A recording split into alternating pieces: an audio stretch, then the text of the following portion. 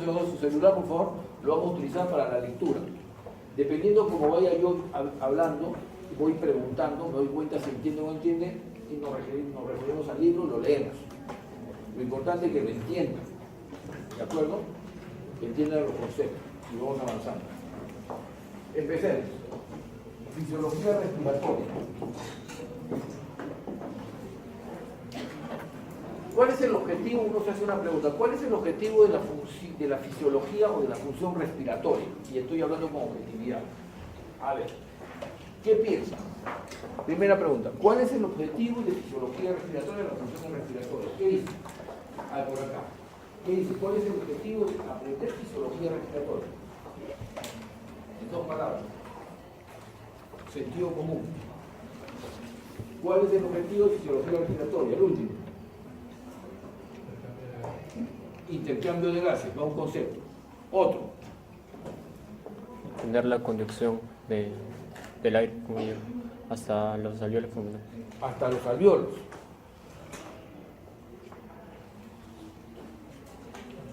Suena una mala idea, prefiero que se equivoquen ahora a que se equivoquen un paciente.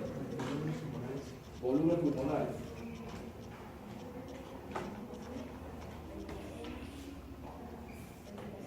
Ventilación. Son términos totalmente diferentes. ¿Ah? ¿Qué dices?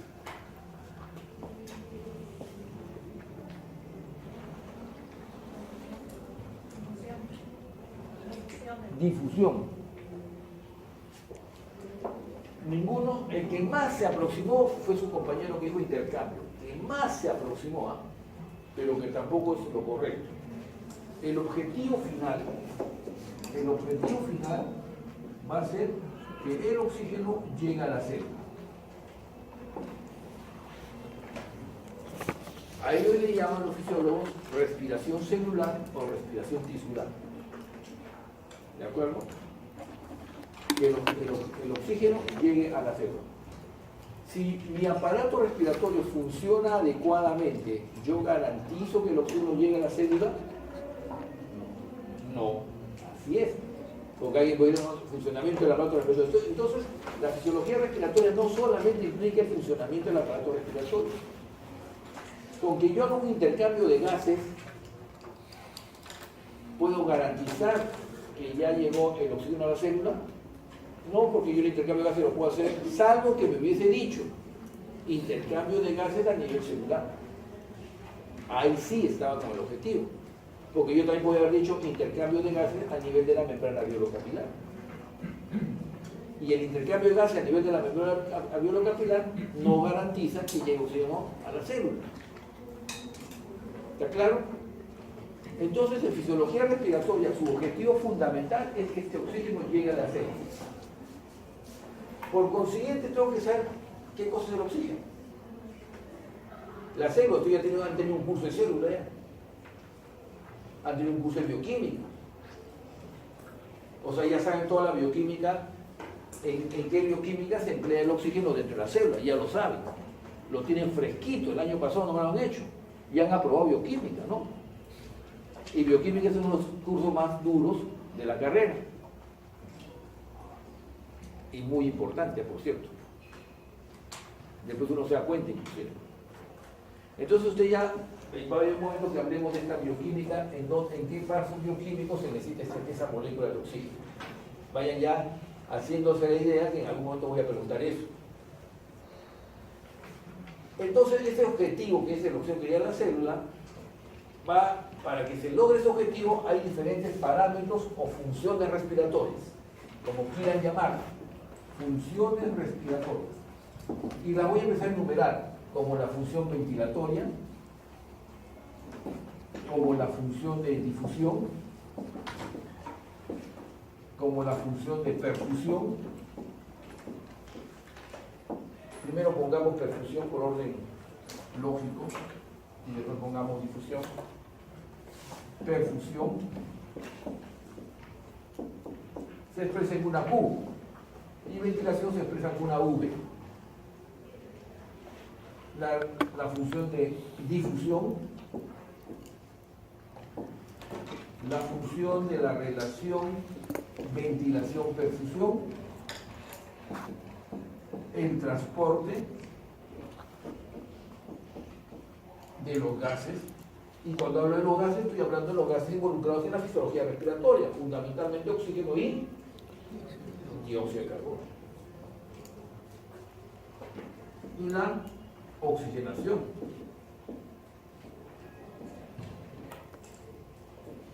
Oxigenación celular. Si ustedes se dan cuenta, son los mismos parámetros que están en la temática. Porque hemos hablado función ventilatoria, control, mecánica, volúmenes, difusión, perfusión, BQ, transporte, oxigenación, equilibrio gaseoso, que son, algunos son de uno de ellos. Entonces vamos a desarrollar todas estas funciones. Esas funciones traducen lo siguiente.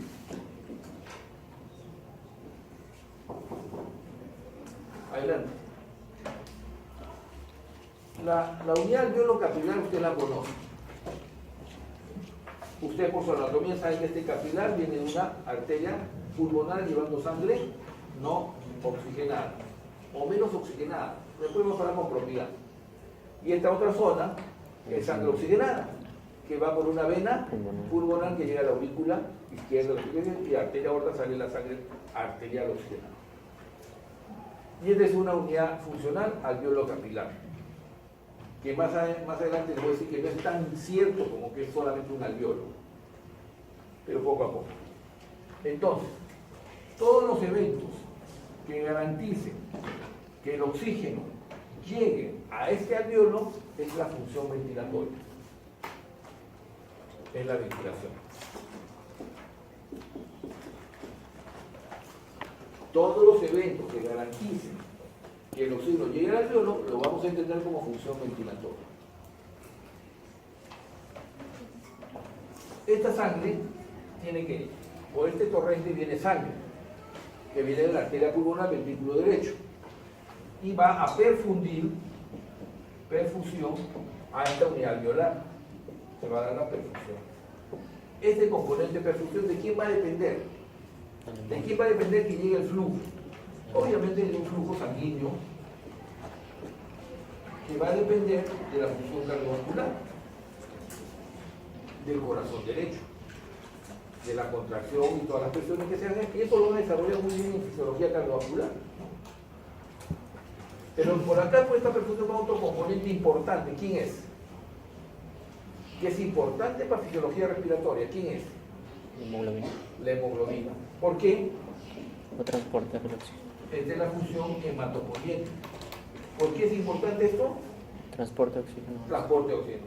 Entonces estamos diciendo que el mejor transporte de oxígeno es la hemoglobina. Y lo vamos a demostrar. Pero tienen que tenerlo bien claro.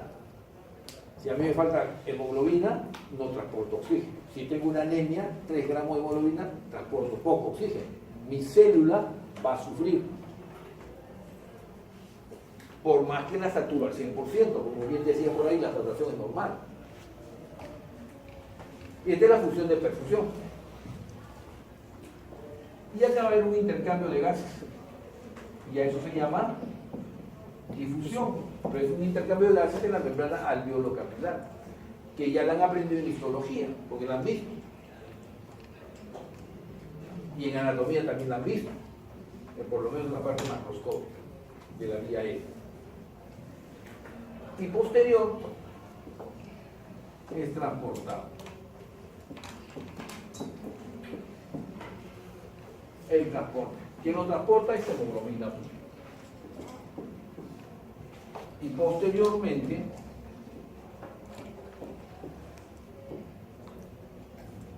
a la oxigenación. Y acá se da la respiración tisular o celular, como quieran llamar. Metabolismo Aeróbico. aeróbico. ¿Qué está ocurriendo acá? ¿Qué ciclos? De Krebs.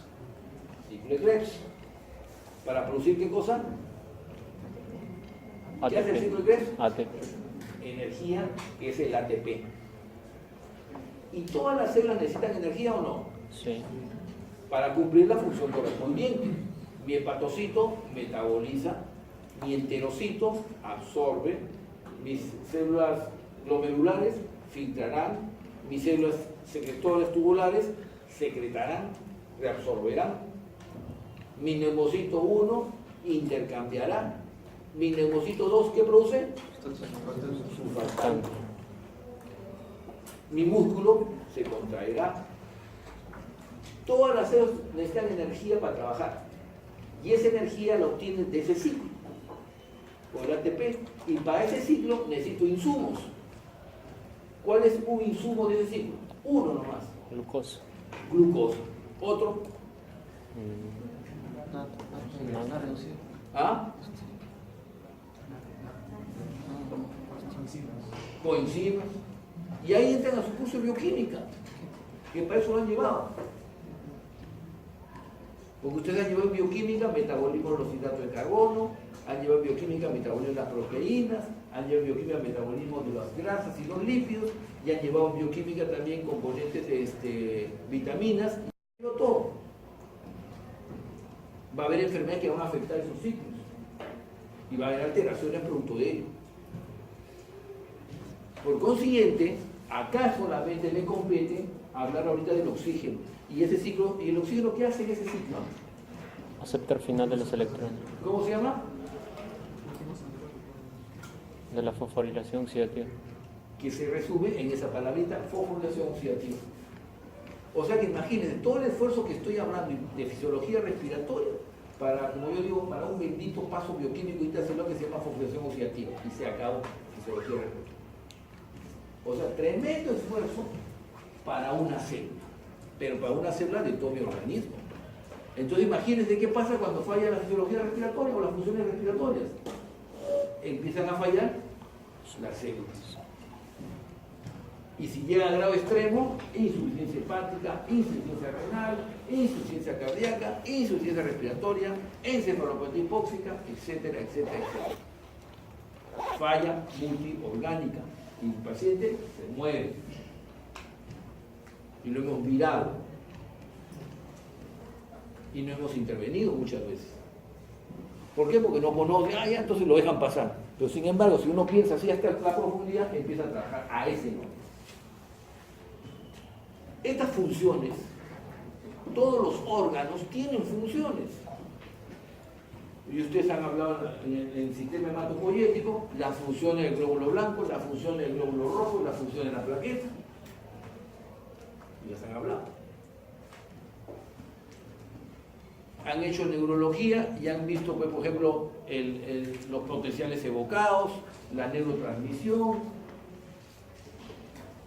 O sea, y son eventos fisiológicos del funcionamiento de un órgano. Por consiguiente, cuando ese órgano se altera, va a alterar sus funciones como producto de la alteración. Y cuando yo evalúo más adelante a mi paciente y le pido pruebas de funciones, pruebas de función renal, pruebas de función hepática, pruebas de función pulmonar, pruebas de función cardíaca, ¿qué estoy haciendo? Evaluando parámetros funcionales para yo percibir cuál es el daño que tiene mi paciente en cuanto a magnitud y para percibir qué etapa de toda esa fisiología está fallando, porque hay enfermedades que van a afectar el alveolo, hay enfermedades que van a afectar la membrana, hay enfermedades que van a afectar el componente vascular. Entonces yo voy a traducir ese daño en una prueba de función y voy a interpretarla. Y eso voy a hacer en mi clínica. Pero voy a interpretar bien una prueba de función siempre y cuando sepa bien fisiología. Porque si no, simplemente me vuelvo allá. ¿Por qué lo hace? Bueno, porque lo vi al doctor Savera que lo hacía. ¿Por qué lo hace? Ah, porque el doctor lo pidió. Ustedes tienen la verdad. Yo no la tengo.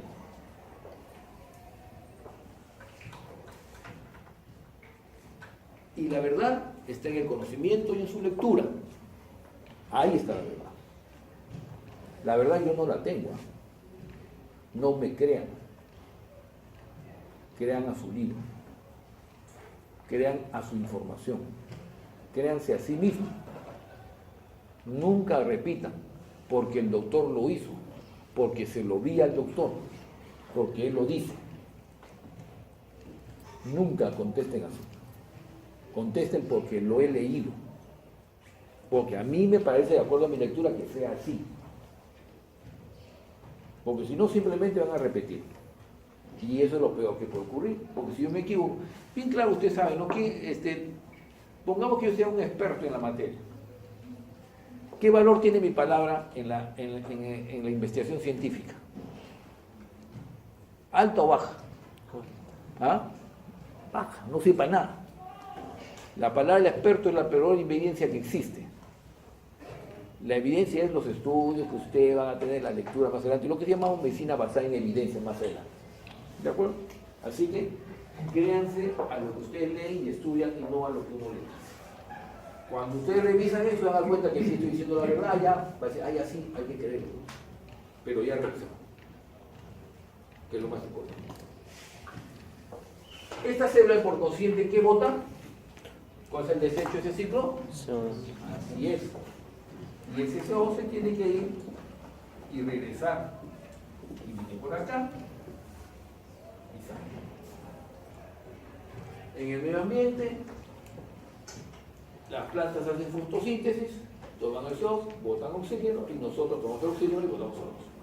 Fisiología respiratoria básica, elemental de primaria. Entonces, veamos. Entonces, estas funciones que estoy hablando así, se van a expresar y hay formas de medirlas. Y eso se llama pruebas de función pulmonar. Ahora en la tarde ustedes van a hacer una espirometría, es una prueba de función, que se utiliza en la clínica médica, rutinariamente. Yo como neumólogo lo utilizo cada vez que veo pacientes, así es fácil. Entonces partamos. Visto esto, empezamos a trabajar. Primero, esta molécula de oxígeno que nos involucra en el conocimiento, ¿dónde está? En el aire. Acá está.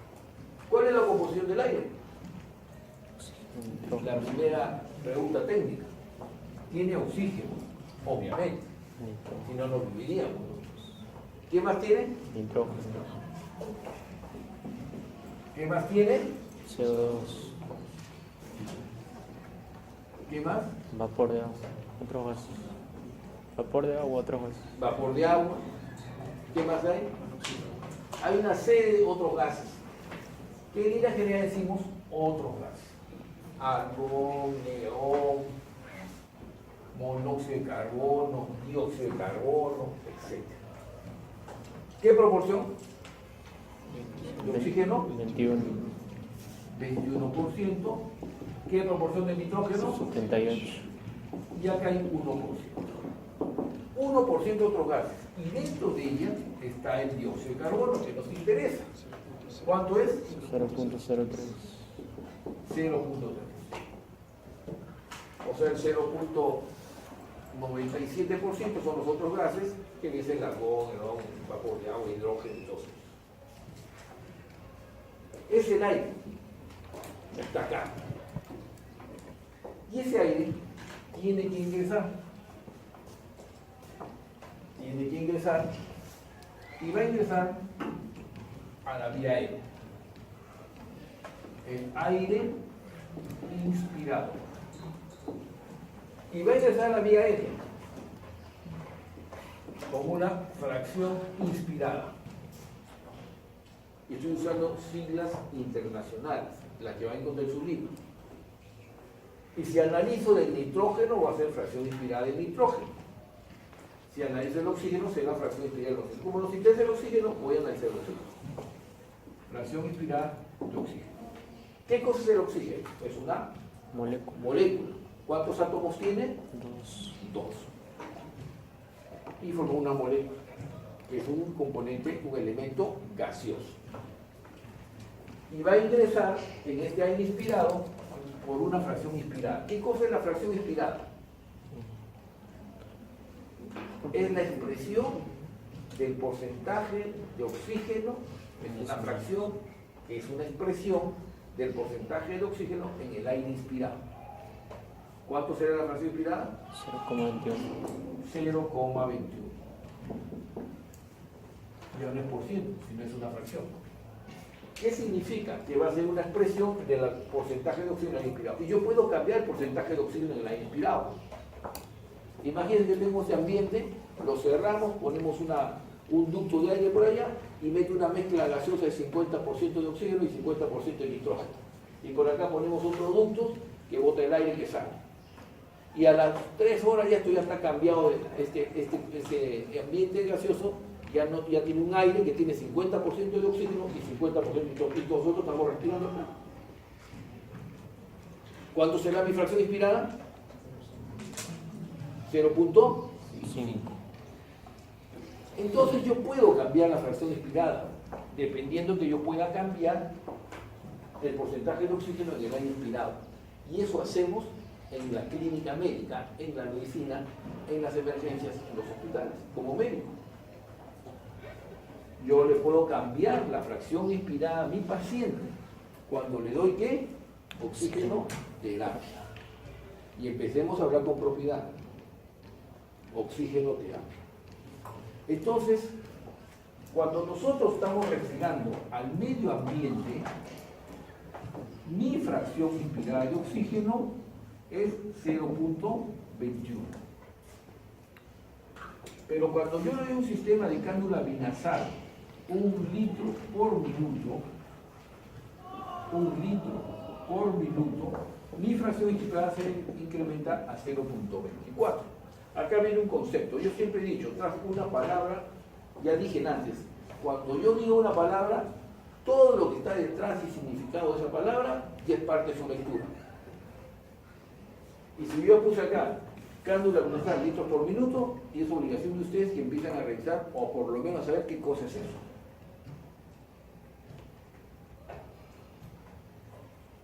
¿Qué cosa es? ¿Qué representa esta unidad de litros sobre minuto? Velocidad. ¿Ah? ¿Qué cosa es? Difusión. No es difusión. Flujo. Es un flujo. Y ustedes han hecho su física y saben lo que es un flujo. El flujo es una unidad de volumen sobre tiempo, como la velocidad es una unidad de longitud sobre tiempo, kilómetros por hora, metros por segundo, etc. Unidad de longitud sobre tiempo, velocidad. Flujo es unidad de volumen sobre tiempo. Entonces aquí voy a manejar flujos. Por consiguiente, si yo tengo volúmenes, por ejemplo, es un volumen de aire. Y la puedo botar en el tiempo, ¿no? 3 segundos. Entonces estoy manejando flujos.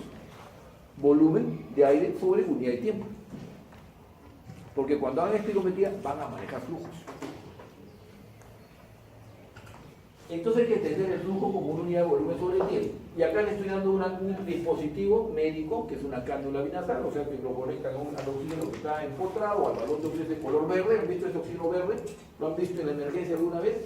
Un balón grande, verde, es oxígeno puro. Y que tiene 2 manómetros. Uno que mide el flujo y otro que mide la cantidad de oxígeno que hay en el manómetro, en el balón. 1000, 2000 litros que están ahí concentrados y que hay un reloj que tiene un flujo 1, 2, 3, 4, 5 litros por minuto. Sigue viendo, ¿no? ¿Ok? Entonces tenemos eso. Si a esta cánula yo le pongo 2 litros por minuto, 0.28.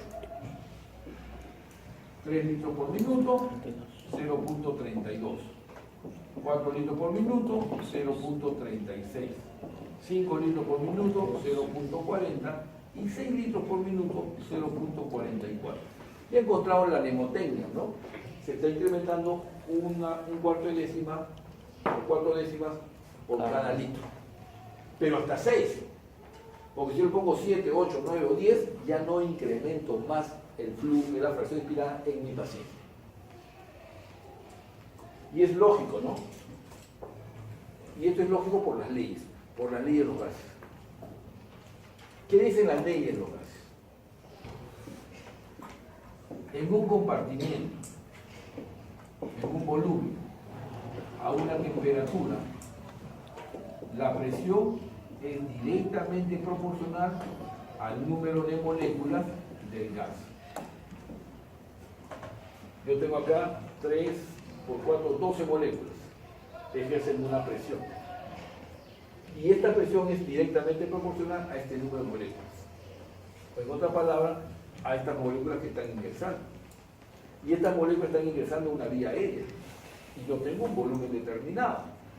Claro que hasta que ese volumen debe depender de mi edad, de mi sexo, de mi talla, de mi peso. Pero tengo un volumen determinado. Y está entrando el aire y está generando presión acá, porque están entrando las moléculas libres de oxígeno. Y ejercen una presión.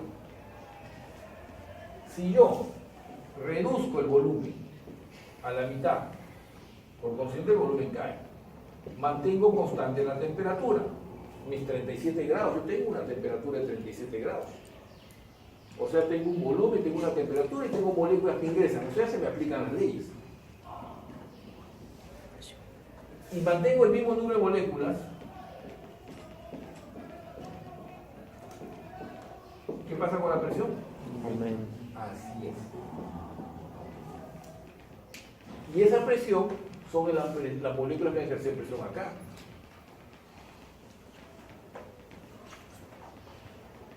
Si yo, en vez de pasar 1 litro de aire en 1 minuto, paso 2 litros de aire, ¿qué significa?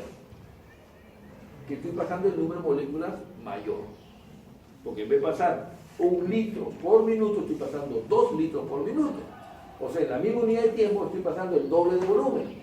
Y por consiguiente estoy pasando más moléculas de oxígeno. Y si pongo 3, 4, 5, 6, estoy pasando mucho más moléculas de oxígeno. ¿Qué voy a lograr con eso? Meter más moléculas, pero si yo tengo constante mi volumen, porque nadie me lo cambia, y tengo constante mi temperatura, ¿qué va a pasar con mi presión? Y es el principio de la oxigenoterapia. El principio fisiológico de la oxigenoterapia. ¿Eso qué significa?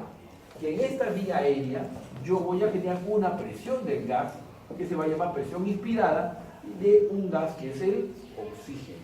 Presión inspirada de oxígeno. Porque estoy aprendiendo que si yo incremento el número de moléculas en este compartimiento, manteniendo constante el volumen de la temperatura, la presión va a aumentar. Porque estoy incrementando el número de moléculas en el compartimento. ¿Está claro?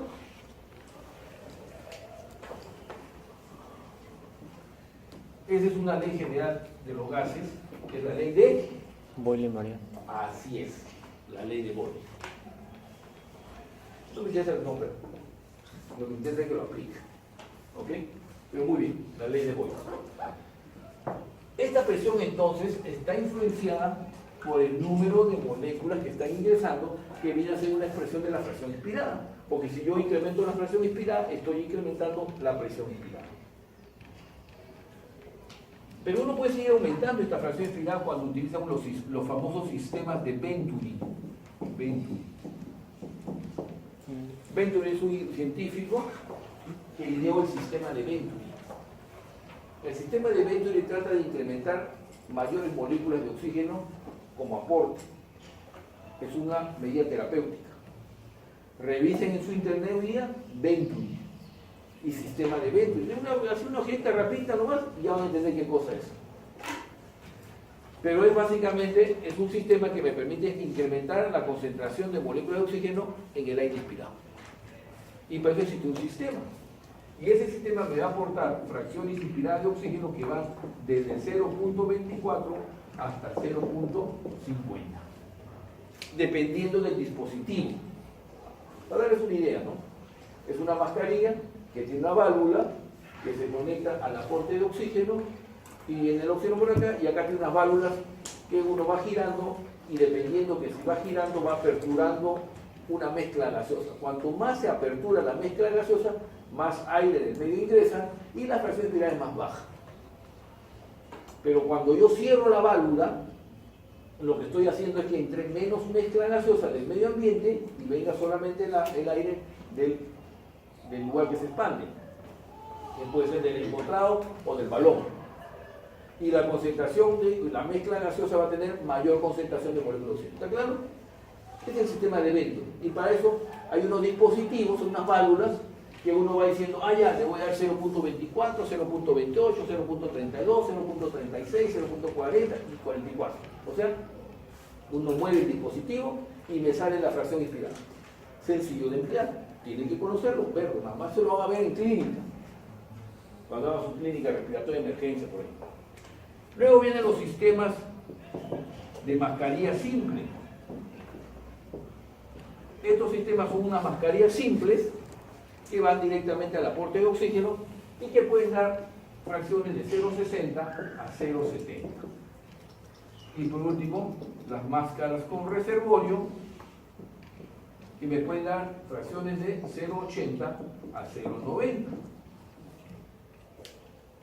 Las máscaras con reservorio son unas mascarillas que tienen una bolsa. No sé si la han visto. ¿Alguna la han visto? Nunca. Igual, entren en internet y mírenla. Máscara con reservorio, ahí van a dar una bolsita. Esa máscara de reservorio, por ejemplo, se ve bastante con los aviadores, ¿no? Esos aviadores de guerra que se ponen una mascarilla con una bolsa acá. No sé si han visto la película. Es una máscara con reservorio. Se utiliza mucho en las emergencias, en las unidades de cuidados intensivos, en los pacientes posoperados, o sea, muy utilizado. Y todo el mundo la maneja, cotidianamente. ¿Qué están logrando? Cambiar la fracción inspirada para mejorar el aporte de oxígeno. Entonces esta presión inspirada, que es la molécula de oxígeno que están, van a estar en relación directa con la fracción inspirada. Pero no es la única que influye esa presión inspirada, también la influye la presión de vapor de agua. Uno de sus compañeros hablaba de ellas. Y esta presión de vapor de agua va a depender de quién, de la temperatura. Yo a mis 37 grados centígrados tengo una presión de vapor de agua. Cuando ustedes se vayan en la mañana todos los días, me imagino, ya, y ponen agua caliente, ¿qué pasa con la luna? ¿Qué pasa con el espejo? Se llena, se empaña de agua. Eso es vapor de agua. ¿Qué han generado? Al incrementar la temperatura del medio, ¿qué han logrado hacer? Que la molécula de hidrógeno se junte con un átomo de oxígeno y formar una molécula de agua y que la expresan en ese empañado. Por consiguiente, por cada molécula, dos moléculas de hidrogeniones, jalo dos moléculas de agua, jalo una molécula de oxígeno. Porque se disocia el átomo de oxígeno y para formar H2O.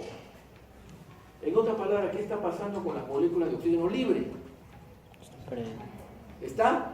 Disminuyendo. Entonces, la presión de vapor de agua va a ser inversamente proporcional a la presión inspirada. A mayor temperatura, mayor presión de vapor de agua y menos presión inspirada. Y esta presión es básica. Entonces las personas tienen fiebre, ¿no? 38, 39, 40 grados centígrados. Entonces la presión cae. Los niños. Para un adulto no es problema pues, que yo genere 5, 20, 100 moléculas de vapor de agua, no pasa nada. Pero para un niñito que tiene que dar la justa 1 kilo o 2 kilos, un prematuro, y que haga fiebre, entonces ¿qué pasa? Cuando ustedes llegan a su último ciclo de medicina interna, que es pediatría, ahí van a manejar pues, los balances hídricos, la presión de vapor de agua, el milímetro, el centímetro, etc. Y hay niños ahí que tienen que hidratarlo y calcular los volúmenes, etc. Van a aplicar lo que le llaman en medicina las pérdidas insensibles, lo que las enfermeras lo manejan así, pan de todos los días. Porque uno dice, Nilta, por favor, tome un balance hídrico a mi paciente. Y empieza a calcular. La temperatura en 40 grados, tantas pérdidas insensibles, más diuresis, más lo que ha hecho de evacuación, lo que le estoy dando, balance hídrico, y saca todo un balance. Y nos reporta, nosotros pasamos visita, uy, este paciente está con balance hídrico negativo, se me está deshidratando, señorita, vamos a cargar un poquito más de agua, o lo contrario, me sobra líquido, tengo que cortar. Todos esos aspectos se van a juntar, pero ya van empezando a conocer. Resulta que a 37 grados centígrados, que es nuestra temperatura corporal normal, fisiológica, la presión de vapor de agua es de 47 milímetros de mercurio. Y tenemos otra variable más, que es la presión barométrica. ¿Y esta presión barométrica de quién va a depender? De la altura. Si estamos a nivel del mar, la presión barométrica, ¿cuánto es? 760 milímetros de mercurio, una atmósfera. Acá vino la ¿qué cosa es presión barométrica? Otra palabra. ¿Qué dice? ¿Qué es presión barométrica? Acá.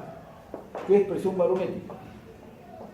¿Cómo me puedes explicar qué es presión barométrica? No se angustien cuando pregunto. Mañana vengo y nadie se va a sentir en la primera fila. Es la presión que ejercen todos los gases de la atmósfera. Muy bien. Así es. Es la presión que ejercen todos los gases sobre un cuerpo. O sea, sobre mí, sobre cada uno de nosotros, existe una columna de gases hasta la atmósfera. Y esos gases están ejerciendo un peso sobre mí. A eso le llamamos presión barométrica. Una atmósfera. Y porque estoy a nivel del mar. ¿Qué gases son esos? Oxígeno, nitrógeno.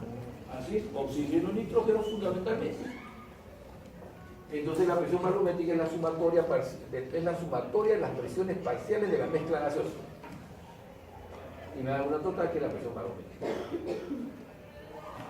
Es así que esa presión inspirada tiene una forma de calcularse. Y se calcula de la siguiente manera.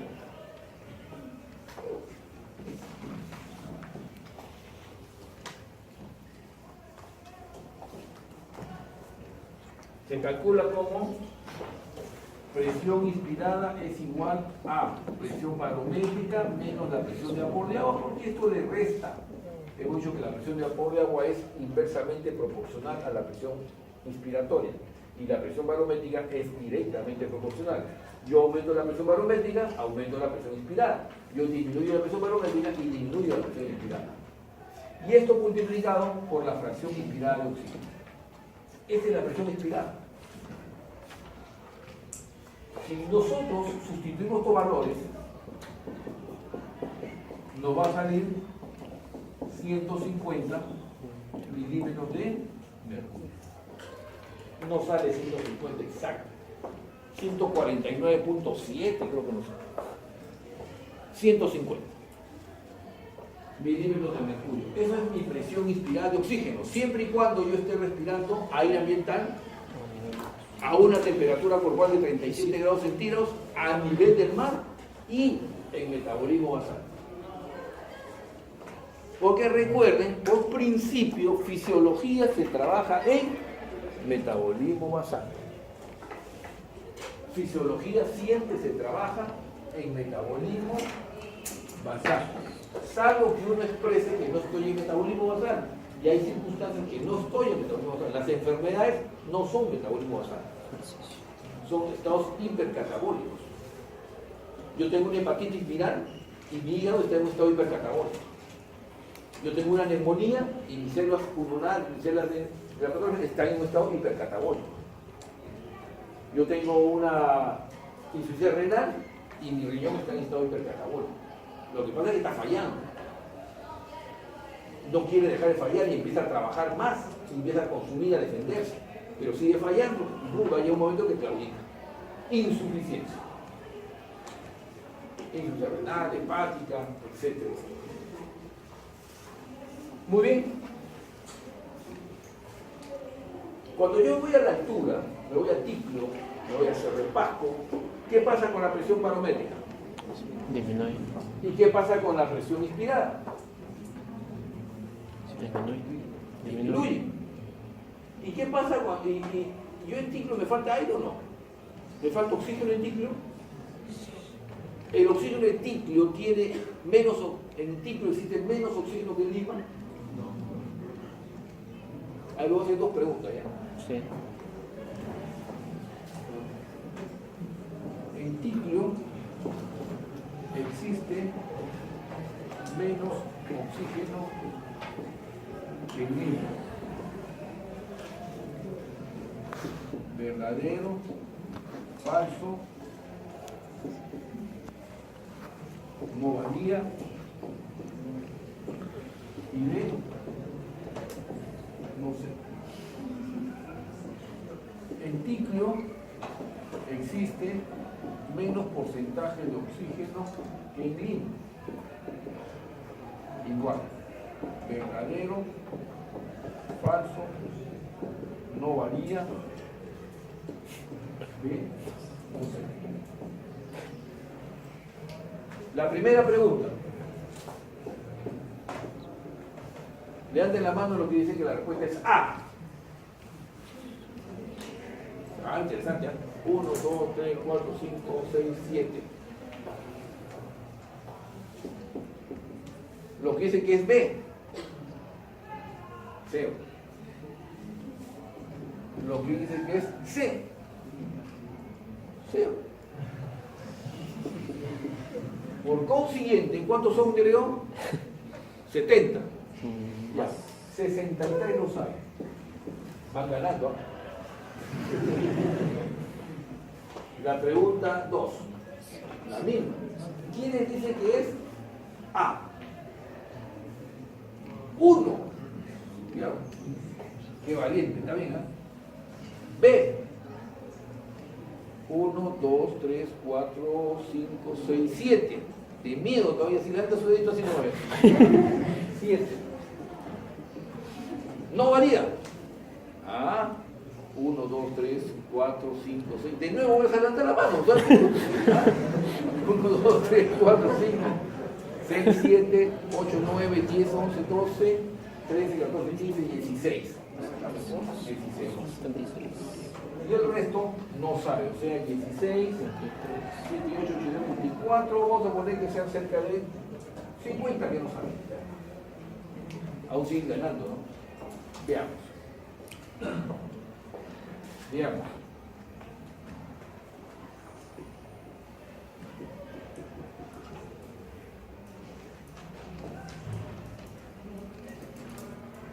El mar. Y está la atmósfera.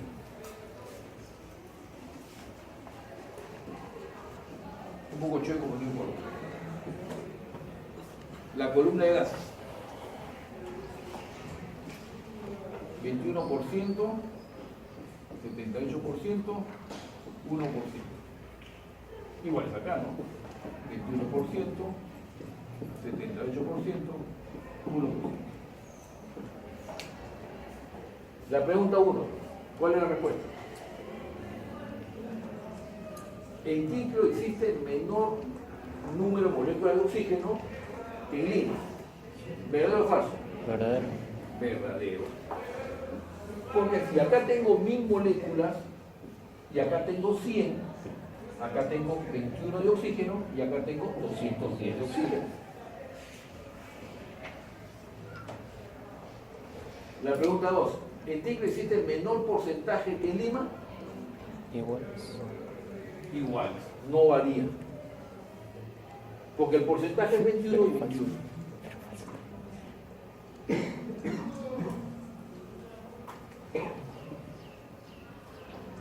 Una pregunta que es igual, pero sin embargo se dan cuenta que la respuesta es diferente, pero el concepto es uno, ¿no?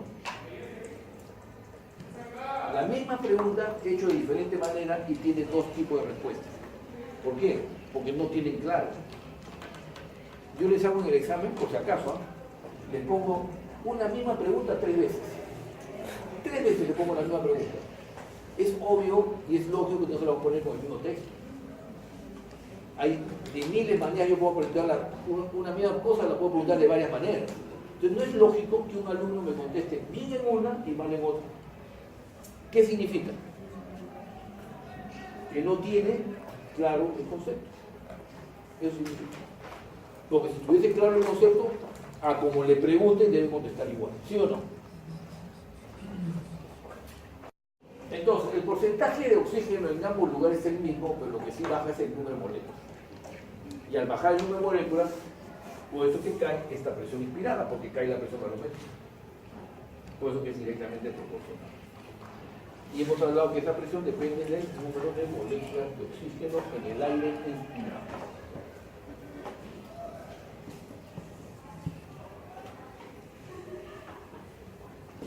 Resulta que las moléculas de oxígeno ya llegaron, están acá y tienen 150 milímetros de mercurio, como valor aproximadamente de esta presión inspirada. Entonces resulta que llegan al alveolo, ya acá está el capilar. Y en este alveolo, unidad alveolo funcional, alveolo capilar, existe también, este oxígeno se expresa en una presión, y se le va a llamar presión alveolar de oxígeno, con A mayúscula. Esa presión alveolar de oxígeno tiene una forma de calcularse. Presión inspirada de oxígeno menos la presión arterial de CO2 entre una constante que es el índice respiratorio. Esa constante que es el índice respiratorio, que lo vamos a hacer más adelante, tiene un valor normal que es 0.8. Entonces, para hallar esta presión alveolar de oxígeno, yo ya calculé la presión inspirada, tengo que definir la presión arterial de CO2. La presión arterial de CO2 en metabolismo basal tiene un valor, que está acá. Presión arterial de oxígeno, presión arterial de CO2, presión venosa de oxígeno, presión venosa de CO2, presión alveolar de oxígeno, presión alveolar de CO2. ¿Está claro? O sea, en esta zona donde hay presión venosa de oxígeno y presión venosa de CO2, que estamos hablando que es arteria pulmonar, que es sangre no oxigenada, y en esta zona que es vena pulmonar, entra en sangre oxigenada. ¿Está claro? ¿Es así o no? Muy bien. Entonces significa que yo estoy manejando estos dos gases, oxígeno y CO2, porque son los dos gases que me interesan. Entonces yo voy a tener los gases, tanto oxígeno y CO2, en el alveolo, con moléculas libres, las puedo tener en la sangre venosa, o sea, de la arteria pulmonar, no oxigenada, y los puedo tener en la sangre arterial de la vena pulmonar, que posteriormente va a ser sangre en la arteria aorta, como presión arterial. Esta presión arterial de CO2 a este nivel tiene un valor normal y es 40 milímetros de mercurio. Que lo pongo siempre hablando en metabolismo basal. Lo pongo para ayudarnos en el análisis y la deducción de cuál es la presión alveolar. Entonces, si tengo una presión inspirada de 150 y sé que el CO2 es de 40 entre una constante que es 0.8, ¿cuánto sale eso? 40 entre 0.8 es 50. 150 menos 50, 100. Entonces, en otras palabras, yo estoy diciendo que mi presión alveolar de oxígeno es de 100 milímetros de mercurio. Esta presión es de 100 milímetros de mercurio. Eso estoy diciendo. Siempre y cuando esté respirando aire ambiental, a nivel del mar, en metabolismo basal, con una frecuencia, con una fracción inspirada de 0.21, está respirando medio ambiente, y en metabolismo basal, y a una temperatura corporal de 37 grados. ¿Está claro hasta ahí? Resulta que hay un concepto que se llama gradiente alveolo arterial de oxígeno. Es igual a la presión alveolar de oxígeno menos la presión arterial de oxígeno. Y esta gradiente alveolo arterial de oxígeno tiene un valor normal que es de 0 a 20 milímetros de mercurio. Es que en la parte de atrás, arteria pulmonar, no sería presión arterial ahí. No, por eso digo, esto es sangre venosa en realidad, porque es sangre no oxigenada, que viene por la arteria pulmonar, que es un sistema venoso, es un sistema de sangre venosa. ¿Está claro? Recuerden, vena cava superior, vena cava inferior, aurícula derecha, ventrículo derecha, sangre venosa, arteria pulmonar, sistema venoso, sistema de sangre venosa, para no confundir, pues es una arteria. ¿Está claro? Perfecto. Por eso que le llamamos presión venosa. Y al otro lado, que es la vena pulmonares, se le va a llamar sangre oxigenada, sangre arterial, porque va a llegar a la aurícula izquierda, ventrículo izquierdo y va a salir por la arteria aorta, y yo la voy a tomar acá. Y voy a hacer calcular presión. Cuando punce arteria, ojo, cuando punce arteria, voy a tomar los valores de la presión de oxígeno en la sangre arterial. Ustedes tienen una tercera práctica que es análisis de gases arteriales. O sea, usar una arteria y en esa sangre arterial, medir los gases. Que es diferente a que yo pulse una vena y mida los gases. Será esto. ¿Está claro? Si yo sé que la gradiente alveolar arterial de oxígeno es de 0 a 20, normalmente, fisiológicamente hablando, ¿cuánto es el valor normal de la presión arterial de oxígeno? ¿Cuánto es?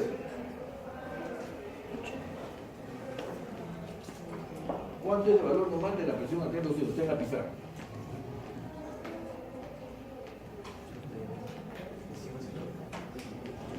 De 100 a 120, dice. 80. 180. De 100 a 80. ¿Quién tiene la razón? Levanten la mano los que dicen que es de 80 a 100. 1, 2, 3, 4, 5, nadie te hace caso. Levanten la mano los que dicen de 100 a 120. 0. El resto no sabe. No puede ser. ¿Cuánto es el valor normal de la presión arterial de oxígeno? Doctora, ¿cuánto es el valor normal de la presión arterial de oxígeno? De 80 a 100. Es una suma de restas, sea nada más, ¿no? O sea que la presión arterial de oxígeno es de 100 a 80 milímetros de mercurio. ¿Por qué? Porque lo normal es que tenga una gradiente de 0 a 20.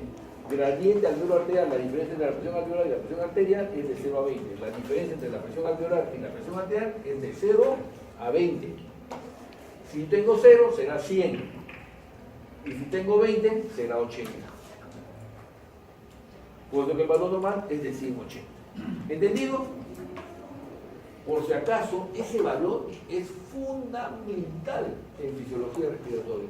Es imprescindible en fisiología respiratoria, para entender fisiología respiratoria y más aún, para entender clínica médica. Clínica médica respiratoria, clínica respiratoria. Ahí caen los valores de insuficiencia respiratoria y una serie de eventos. Muy bien. Entonces, todo lo que esté por debajo de 80, acá, toda presión arterial de oxígeno menor de 80 milímetros de mercurio ya no es normal, porque lo normal es de 180, siempre y cuando esté metabolismo basal y en estas condiciones, que es lo que es fisiológico. ¿Cómo se va a llamar cuando esté en menos de 80? ¿Cómo se llama? Semia. Hipoxemia.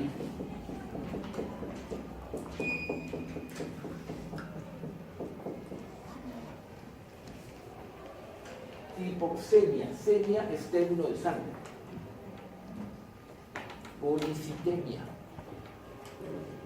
Uremia. Bilirubinemia. Fosfatemia. Todos esos términos, semia es sangre. Entonces ya va entrando en la cabeza que cada vez que me están hablando estoy refiriéndome a la sangre. No me dice sangre arterial ni sangre venosa. Acá se refiere a la sangre arterial, porque estoy hablando de una hipoxemia.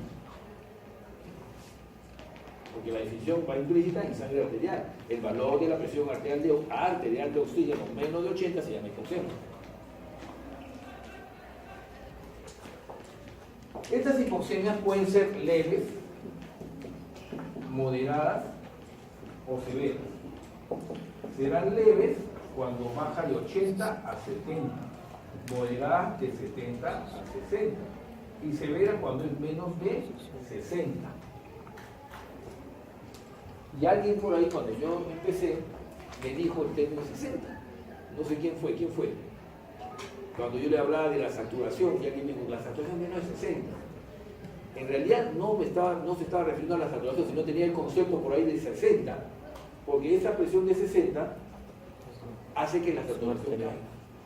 La definición de hipoxemia severa es esta de acá. Presión arterial de oxígeno menos de 60 milímetros de mercurio. Eso es una hipoxemia severa. Y la hipoxemia severa es definición de insuficiencia respiratoria. Cuando yo hablo que el paciente tiene insuficiencia respiratoria es porque está con una hipoxemia menos de 60 milímetros de mercurio. Y muchos pacientes tienen insuficiencia respiratoria. Usted entra en una emergencia, todos están casi con insuficiencia respiratoria, una gran cantidad, van a una unidad de cuidados intensivos. La mayoría están con ventiladores artificiales, todos están en insuficiencia respiratoria. Estoy hablando de términos comunes y cotidianos de la clínica. ¿Por qué es importante esa presión? Porque esa presión tiene que ver con la saturación. Y ahí venía el otro término de oximetría de pulso, que ya usted sabe.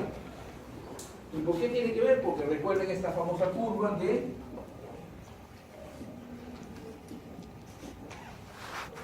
¿qué curva es esa?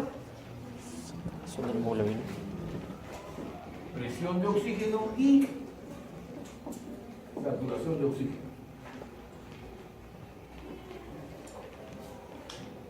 Y decíamos que a esta presión de 100 milímetros de mercurio, ¿cuánto satura la hemoglobina? 100%. Al 100%. Este es el porcentaje. Y este es milímetros de mercurio.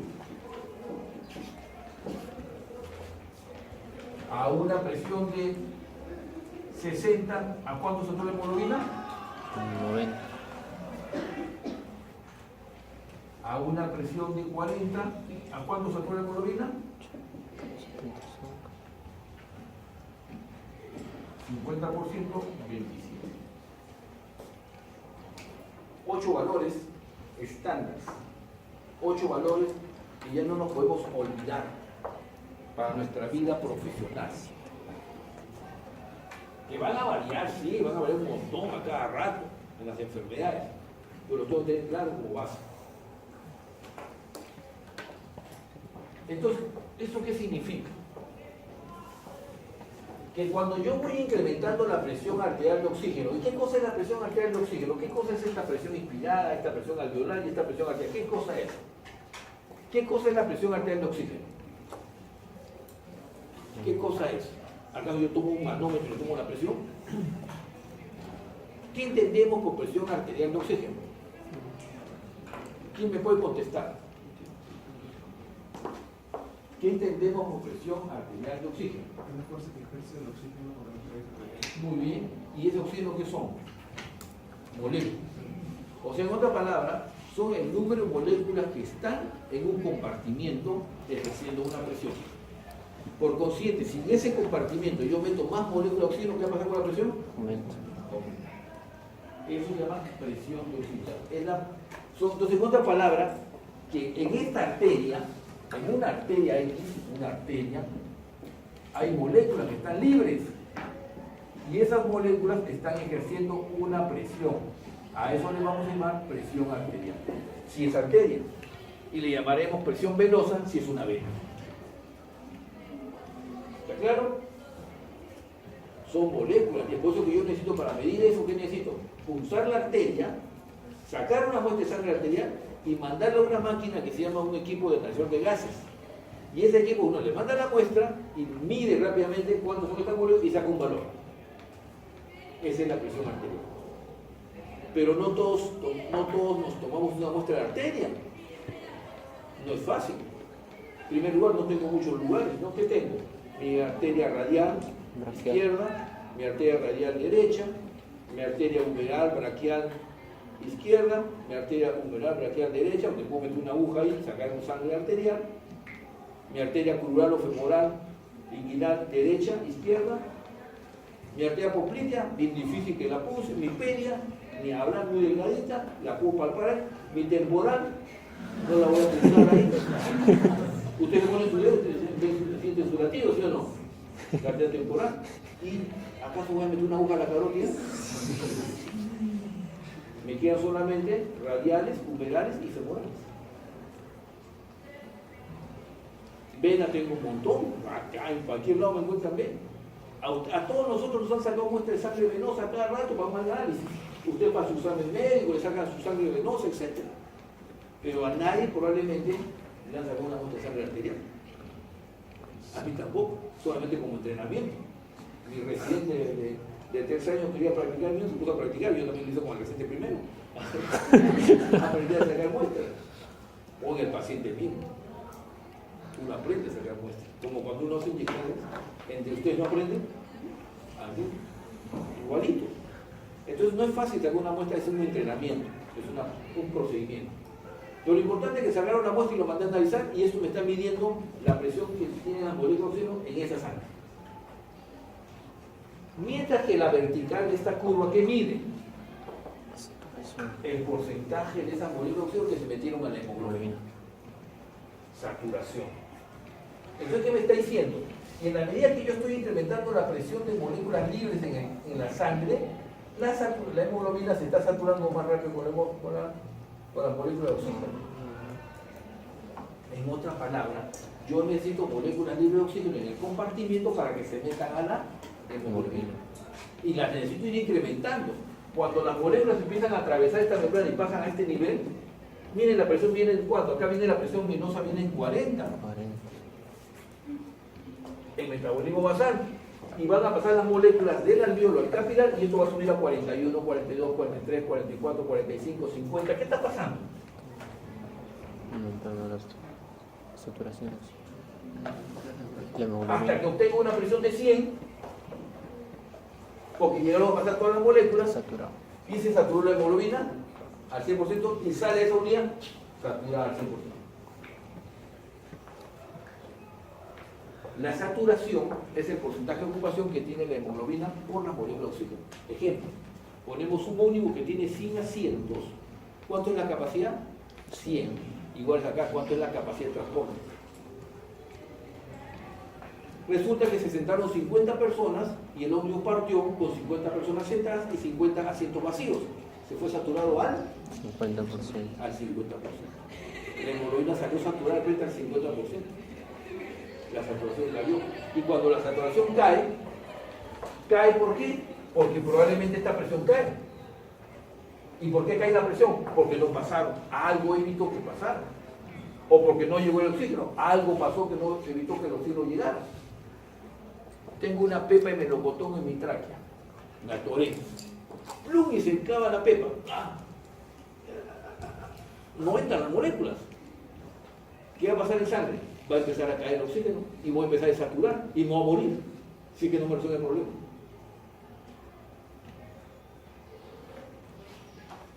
Miren lo importante. O sea, el análisis viene por ahí. Voy a empezar a analizar en mi clínica cuál es la razón por la cual este paciente ha caído el oxígeno. Y tengo que analizar todo el proceso. ¿Dónde está? Y tengo que usar pruebas para detectar rápidamente dónde está. Para hacer una conducta, porque tengo poco tiempo, porque si no se me muere. ¿Cuántos minutos puede aguantar una persona sin oxígeno? ¿Cuánto? 15 minutos. 15 minutos. Vamos a matar. ¿Cuánto? 5. 5 minutos. Más sobre, miren para que vean. ¿Cada cuánto tiempo están respirando ustedes? ¿Ah? ¿Cuánto? Frecuencia de 15 por minuto. Ya, entonces, ¿qué significa que estás respirando cada cuánto tiempo? 4 segundos. 4 segundos. O sea, ¿qué significa? Que tú respiraste, el consumo entró el oxígeno, se empezó a consumir y se detecta que te falta y vuelves a respirar. O sea, en otra palabra, cada 4 segundos se están consumiendo lo que están respirando. Y usted no se da cuenta. Pero miren qué está ocurriendo. O sea, que baja rápidamente eso y yo le tengo que meter más moléculas para que no vaya a subir, para que no pase nada. Y cuando yo hago ejercicio, ¿qué ocurre? Consumo oxígeno. Porque mis músculos empiezan a trabajar. Y como empiezan a trabajar, empiezan a consumir oxígeno. Y yo se lo tengo que dar. ¿Qué hago? Más rápido. Aumento la frecuencia. ¿Y acaso yo me doy cuenta de eso? No, es un reflejo, es una respuesta a un mayor consumo de oxígeno que genera una demanda y yo tengo que aportarle oxígeno. Y empiezo, respiro más rápido y mis latidos empiezan a aumentar. Porque tengo que mandarle más oxígeno a esas células que me están demandando oxígeno. Que están consumiendo a la vez. Vamos a hablar de un término en un momento. Entonces, Esta presión se mide con un análisis de sangre arterial. ¿Y esto con qué se mide? ¿Con qué? Pulso oxímetro. Oxímetro de pulso. Un aparatito que se mete en el dedo y sale un valor. Y lo puedo hacer cuantas veces quiero y no duele, no pasa nada, etc. Versus, acá no, versus usar una arteria. Es mucho más viable. Pero ojo, tiene sus diferencias que la vamos a ir analizando poco a poco. Porque no siempre toda hipoxemia el paciente desatura. Pero no toda desaturación es por hipoxemia. Hay otras causas. Toda hipoxemia sí hay desaturación, pero no toda desaturación va con hipoxemia. ¿Entendido? Eso que parece tan fácil de decirlo, no se imaginan todo lo que ocurre detrás de eso. Borro. Bien, entendido eso, ¿cómo funciona este evento?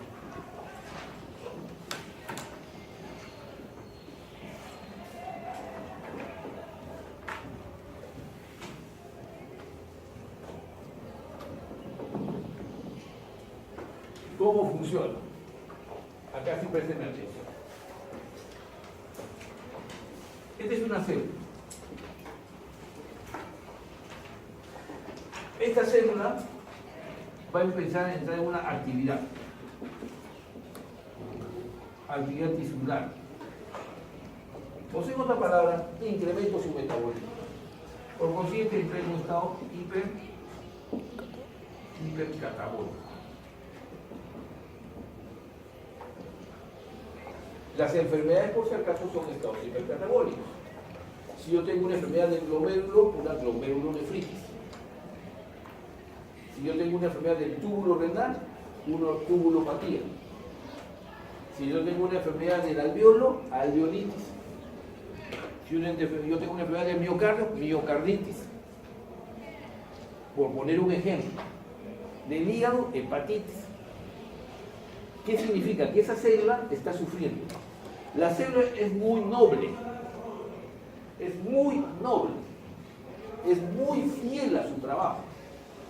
La célula está hecha para trabajar y va a seguir trabajando aunque la agredan.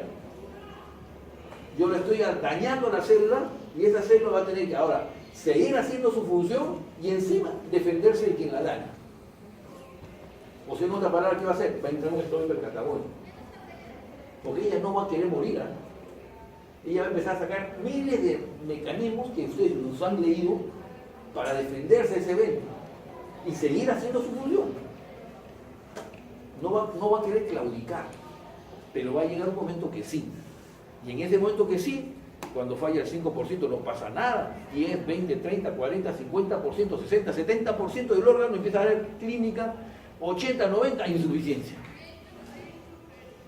Pero fue naciendo poco a poco. ¿Bueno? ¿Eso qué significa? Desde el punto de vista que nos compete, va a empezar a consumir oxígeno. Consumo de oxígeno. El oxígeno va a caer porque necesita oxígeno, porque su metabolismo ha aumentado. Este consumo de oxígeno genera una demanda y yo tengo que ser capaz de aportarle el oxígeno que demanda. Estoy usando tres términos clásicos en fisiología: consumo, demanda y aporte. Ustedes son una célula social. Ustedes consumen. Porque consumen vestimenta, alimentos, libros, estudios, etc. Y ustedes demandan. Le demandan a alguien que les aporte. A su padre. Papá, ¿sabes qué cosa? Tengo un programa, tengo mi libro, mi libro, etc. Están demandando. Y alguien les aporta. Les da. Les da alimento, les da vestimenta, les da todo lo que puede, les da. Y mientras que ese aporte satisface su demanda, ¿pasa algo? No, viven felices, igual su esta célula. Pero ¿qué pasa cuando el aporte no satisface su demanda? Primero van a hacer mecanismos compensatorios de subsistencia. Igual va a ser la célula. Va a agarrar Va a decir, ¿sabes qué cosa? Entonces ya no voy a hacer el ejercicio y voy a empezar a ahorrar. ¿Sabes qué? Ya no voy a la fiesta y ahorro. Bueno, pues ya este mes no me compro mi colonia, mis zapatos, mi vestido, qué sé yo, que quería comprar. Solamente voy a mi matrícula y me compraré una fotocopia. Ya se acabó. Entonces hace mecanismos. Igual va a ser esta célula, va a ser mecanismo para seguir trabajando y cumpliendo su función. Pero cuando este aporte no satisface, pucha, ya hicieron todo lo que pueden y no les alcanza la plata. ¿Entran en crisis, pues, sí o no? Se angustian, entran en crisis. Dejan de hacer para lo que vinieron, dejo de estudiar. Entran en crisis. Igual esta célula deja de funcionar. Y entran en insuficiencia, en crisis celular, crisis tisular. Entonces mi aporte tiene que, entonces mientras que el aporte satisface las demandas del consumo, no pasa nada. Pero cuando esto no satisface, la canción. ¿Está claro? Mientras que eso ocurre, esta célula está consumiendo el oxígeno y el oxígeno en el medio disminuye. ¿Y quién produce? Y el CO2 aumenta. Acá también va a bajar la glucosa. Por eso que se empieza a consumir glucosa. Por eso que la glucosa es un buen marcador bioquímico. Y lo empleamos. Le mido glucosa en el líquido pleural en una enfermedad, está baja. Le mido glucosa en el líquido articular, está bajo. ¿Por qué? Porque las células están en estado hipercatabólico en una inflamación de la rodilla por una enfermedad X y el líquido sinovial empieza a bajar la glucosa porque se empieza a consumir por las células. ¿Cómo estará el oxígeno ahí? Bajo. ¿Y cómo estará el CO2? Alto. Y el CO2 es un ácido. ¿Cómo está el pH? Bajo. Así es. Se hacen acidóticos. Y están aplicando su fisiología en su clínica. Bien sencillo, ¿no? Y bien interesante. Uno le pregunta a la medicina interna, ¿por qué ocurre eso? No sé, dice, no, pero yo sé que trabajo la glucosa nada más. No es el hecho. Entonces, acá existe la carótida interna y por acá está el callado de la óptica. Y en ellos existen unos corpúsculos neurales que se llaman quimioreceptores periféricos. Entonces, esta caída del oxígeno estimula estos quimioreceptores, o son detectados, mejor dicho, por estos quimioreceptores periféricos, como que también, pero en menor cuantía, el CO2. Este consumo de oxígeno y esta producción de CO2, por este estado hipercatabólico. Por acá tenemos el centro respiratorio, que está en el puente de la confluencia de la médula. Existen dos núcleos, amniótico, neumostático, grupo dorsal y grupo ventral. Y ahora vamos a revisar. Pero acá también existen quimioreceptores centrales, que están en el puente de la protuberancia. Este CO2 estimula estos quimioreceptores centrales. O mejor dicho, los quimioreceptores centrales detectan las variaciones del CO2 en el líquido cefalorraquídeo de los quimioreceptores centrales, que es una expresión similar a lo que está ocurriendo en sangre. Y este quimioreceptor central le informa al centro respiratorio. Hay producción de CO2. Como que estos quimioreceptores periféricos le informan al centro respiratorio. Hay caída de oxígeno y producción de CO2. Este centro respiratorio con estos núcleos, que vamos a explicar, lo analizan y sueltan un impulso neural sobre un músculo muy importante de la respiración. ¿Quién es? Diafragma. El diafragma. Que tiene dos cúpulas, derecha y izquierda, y que está en reposo haciendo una cúpula. Y acá tenemos la vía aérea. El parénquima pulmonar, con una caja torácica que tiende a expandirse y un pulmón que tiende a colapsarse. Y entre ambos hay una presión negativa porque está ejerciendo dos fuerzas, que es el espacio pulmonar. Entonces, como hay consumo de oxígeno y como hay producción, le estimulan estos centros respiratorios y le dice al diafragma por el nervio Bajo. para que este diafragma, por el nervio frénico, para que el diafragma se contraiga. Y el diafragma se contrae. Al contraerse el diafragma, genera una presión negativa dentro de la caja torácica. Es como cuando yo bajo el émbolo en una jeringa. Genero presión negativa dentro de la jeringa. Y el aire se desplaza de un ambiente de mayor presión a un ambiente de menor presión. El aire ingresa. Aire inspirado. Con una fracción inspirada. Y genera una presión inspirada. Y genera una presión alveolar.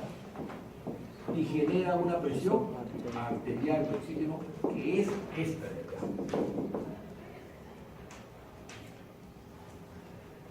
Cuando este diafragma descendió, bajó la presión, porque la inspiración entonces es una presión negativa. Cuando yo bajo el diafragma genero presión negativa en la caja torácica y el aire ingresa. Entonces va a ingresar un volumen determinado. Ingresa el volumen y con ese volumen que ingresa, ingresan las moléculas. Ejercen esa presión, los químicos le detectan, uy, ya está normal el oxígeno, más bien hay que botar el CO2, hay que hacer una expiración. Así que mandan un impulso inhibidor sobre el medio frénico. Por eso que la expiración es pasiva, no hay actividad neuronal. El medio frénico se relaja, se disminuye el impulso neural y el diafragma se relaja y asciende. El volumen, la presión se vuelve cero nuevamente y sale el volumen expiratorio. Y están respirando. Pero resulta que yo cuando estaba hablando he dicho, tomaba aire hondo, y hacía esto, contraía más mi diafragma, utilizaba otros músculos como el esternocleidomastoideo, los intercostales en la inspiración externos. Y entonces genero una mayor caída en la presión negativa. ¿Y eso qué significa? Que ingrese mayor volumen de aire. Y con él, mayor molécula. Y eso lo hago ¿por qué? Porque yo estoy diciéndole voluntariamente a mi centro respiratorio que yo quiero comandar la respiración. Lo estoy haciendo voluntariamente. Porque, ¿dónde está la voluntad? En la corteza. Entonces este centro respiratorio tiene una influencia cortical. Porque la voluntad